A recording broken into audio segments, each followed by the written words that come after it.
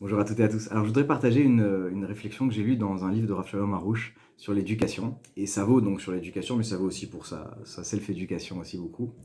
C'est que, il dit, donc les enfants, quand ils sont petits, des fois, ils font des bêtises, ils cassent des choses, etc. Il dit, il faut faire très très attention à mettre les objets fragiles auxquels on tient, etc., hors de portée des enfants pour qu'ils n'arrivent pas à une situation dans laquelle on va être obligé de les gronder, de leur faire des critiques, etc., à cause de ça. Alors, il veut dire que, en fait, dans sa vie, il faut le moins possible critiquer son enfant. Pourquoi?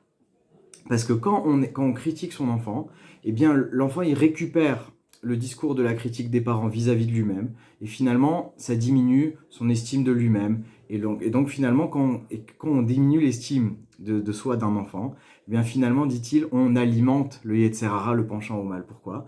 Parce que le penchant au mal, il se nourrit de notre instinct d'infériorité. Je ne suis pas quelqu'un de génial, je ne suis pas quelqu'un de super. Et la suite de ça, qui suis-je pour Hachem? Est-ce que moi, ma vie, elle vaut vraiment quelque chose? Est-ce que quand on me dit que j'ai une grande neshama et une grande âme, alors est-ce que ça veut dire quelque chose pour moi? Ou alors non, c'est tellement en porte-à-faux par rapport à mon discours intérieur de complexe d'infériorité, bien entendu, je grossis les choses, mais c'est tellement en porte-à-faux par rapport à ça que j'arrive pas à l'intégrer. Et finalement, nous, en tant que parents, quand on va critiquer de manière régulière nos enfants, eh bien, en fait, on diminue leur estime d'eux et on alimente le Yetzer Hara. Et notre regard vis-à-vis de nous-mêmes, c'est vrai aussi.